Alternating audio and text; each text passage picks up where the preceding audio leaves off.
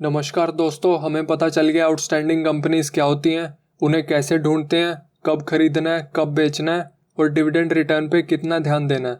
अब बात करेंगे 5 चीज़ें जो इन्वेस्टर को नहीं करनी चाहिए। Chapter 8 5 don'ts for investors. पहला, प्रमोशनल कंपनीज की स्टॉक नहीं खरीदनी चाहिए। प्रमोशनल कंपनीज वो कंपनीज होती हैं जो जस्ट अभी शुरू हुई हैं या शुरू होने वाली हैं। सक्सेसफुल इन्वेस्टिंग के लिए हमें ऐसी कंपनीज ढूंढनी होती हैं जो नए प्रोडक्ट्स, नए प्रोसेसेस और नई मार्केट्स पे काम कर रही हों। प्रमोशनल कंपनीज भी यही काम कर रही होती हैं। कोई भी कंपनी जिसे कम से कम 2 साल नहीं हुए हैं कमर्शियल ऑपरेशंस शुरू किए और कम से कम 1 साल उसके ऑपरेशंस प्रॉफिटेबल नहीं हुए हैं, ऐसी कंपनीज में इन्वेस्ट नहीं करना चाहिए। एंटरप्रेन्योर्स के पास यूजुअली एक ही स्किल होती है। फॉर एग्जांपल, या तो वो अच्छे सेल्समैन होंगे या प्रोडक्शन में अच्छे होंगे, बाकी क्वालिटीज़ जो बिजनेस चलाने के लिए चाहिए वो नहीं होंगी। प्रमोशनल कंपनीज को फिनेंस करने का काम आप स्पेशल ग्रुप्स पे छोड़ दें जिनके पास एंटरप्रेन्योर्स की और उनकी कंपनीज की वीकनेसेस से डील करने के लिए टैलेंट होता है। दूसरा, कोई भी आउटस्टैंडिंग कंपनी की स्टॉक सिर्फ इसलिए इग्नोर ना करें क्योंकि वो एक्सचेंज पे ट्रेड नहीं हो रही। जो स्टॉक्स एक्सचेंज पे ट्रेड होती हैं वो ज़्यादा लिक्विड और मार्केटेबल होती हैं, बट ब्रोकर्स का नेटवर्क होता है उन स्टॉक्स को खरीदने बेचने के लिए जो एक्सचेंज पे ट्रेड नहीं होती। इससे अनलिस्टेड स्टॉक्स को भी लिक्विडिटी और मार्केटेबिलिटी मिलती है। ऑथर बोलते हैं अनलिस्टेड कंपनी की स्टॉक खरीदने बेचने के लिए अपना ब्रोकर उतने ही ध्यान से चूज करें जितने ध्यान से आप अपना डॉक्टर लॉयर चूज करोगे। अनलिस्टेड आउटस्टैंडिंग स्टॉक्स की लिक्विडिटी उन स्टॉक से भी ज्यादा होती है जो छोटी रीजनल एक्सचेंजेस पे ट्रेड होती हैं। अगर कंपनी आउटस्टैंडिंग है तो उसके खरीदार काफी मिलेंगे, चाहे वो अनलिस्टेड हो। बस ध्यान रहे कंपनी आउटस्टैंडिंग होनी चाहिए और ब्रोकर ऑनेस्ट और एबल होना चाहिए। तीसरा, कोई भी स्टॉक सिर्फ इसलिए ना खरीदें कि आपको एनुअल रिपोर्ट की टोन पसंद आ रही है।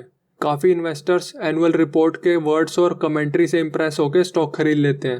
कंपनी की पब्लिक रिलेशंस टीम मैनेजमेंट और डायरेक्टर्स के बिहाफ पे अच्छे शब्द और अच्छी कहानी लिख देती है ताकि इन्वेस्टर्स पे इंप्रेशन पड़े। अगर कंपनी की एनुअल रिपोर्ट इंपॉर्टेंट मैटर्स के बारे में सही से इन्फॉर्मेशन नहीं दे रही है, ऐसी कंपनीज की स्टॉक्स अच्छी इन्वेस्टमेंट नहीं होती।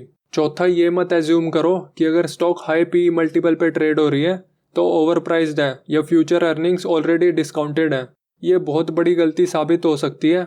फॉर एग्जाम्पल, कोई कंपनी XYZ जिसने पिछले 30 साल से अपने सेल्स और प्रॉफिट्स ग्रो किए हैं 15 पॉइंट्स पे क्वालिफाई करती है और नए प्रोडक्ट्स पे काम कर रही है जिसकी वजह से फ्यूचर में भी पास्ट की तरह ग्रो करेगी।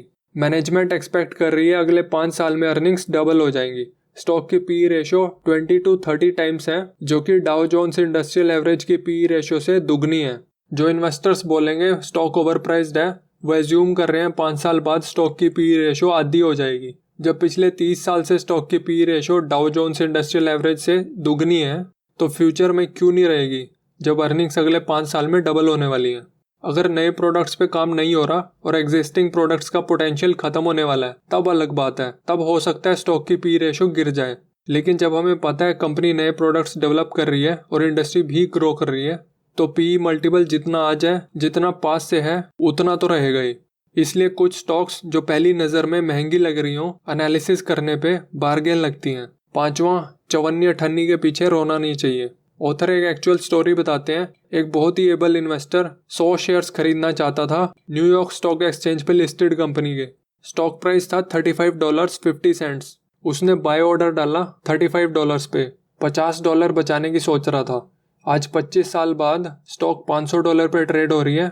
$50 बचाने के चक्कर में उस बंदे ने $46,500 का प्रॉफिट खो दिया क्योंकि $46,500 $50 का 930 टाइम्स है। मतलब उस इन्वेस्टर को 930 बार $50 बचाने पड़ेंगे बाकी स्टॉक्स खरीदते हुए उस अपॉर्चुनिटी के साथ ब्रेक इवन करने के लिए। इसे बोलते हैं फाइनेंशियल स्टूपिडिटी।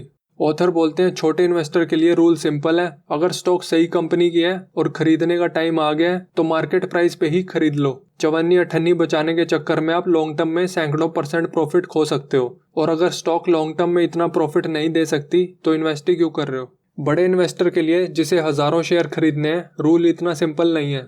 अगर ट्रेडिंग वॉल्यूम नहीं है तो बड़े इन्वेस्टर के ऑर्डर डालते ही स्टॉक प्राइस बहुत ज़्यादा बढ़ जाएगा जो हमें नहीं चाहिए।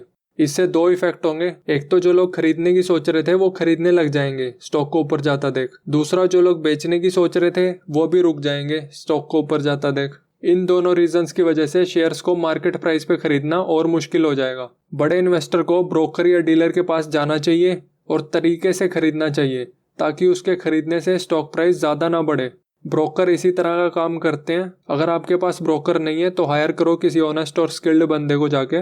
अगली वीडियो में बात करेंगे 5 और चीज़ों की जो इन्वेस्टर को नहीं करनी चाहिए। धन्यवाद।